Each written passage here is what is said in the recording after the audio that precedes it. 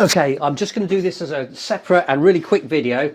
One of the reasons I didn't do very much last week, I just had to do this barrel penetrators, was because, as I said, I was messing around with a problem with my torch. Now, what I'll show you, so you can see here, if I'm up close, this is where I was just testing, and I was thinking something's not right here.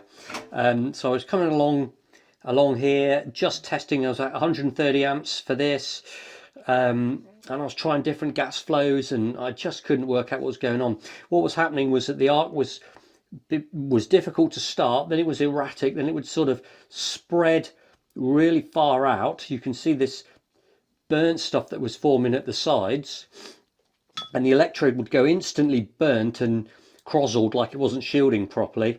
I've taken the torch apart. I even got the instructions out for the machine to make sure I didn't have anything stupid set, because I had been fiddling around a bit.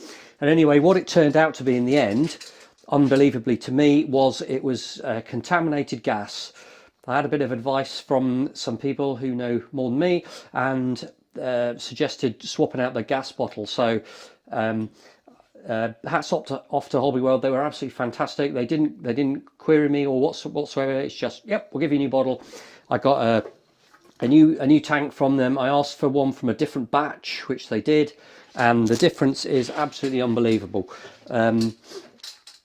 So you can see that these were just my initial tests. This one here, I was running at 100 amps, so not enough for this material, but that was a setting that I knew exactly what the settings I should have. So that was 100 amps. Then here I cranked it up to 130, but I'd still left my gas at whatever I'd had set for 100 amps. So they didn't quite shield properly, but it was still infinitely better. And here I got my gas correct.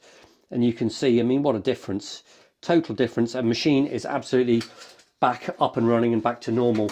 I mean, in the meantime, I sort of broke the cover for my torch, and I also broke the button, because I resoldered all of that, thinking that it was possibly something to do with that.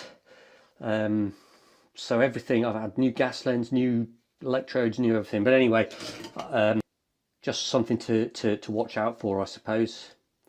I mean, the clue to me was this burnt mark all the way around the weld here, as you can see, the burnt electrode, and there was a really strange smell as well coming out of it, which wasn't good. But anyway, back on with the proper video.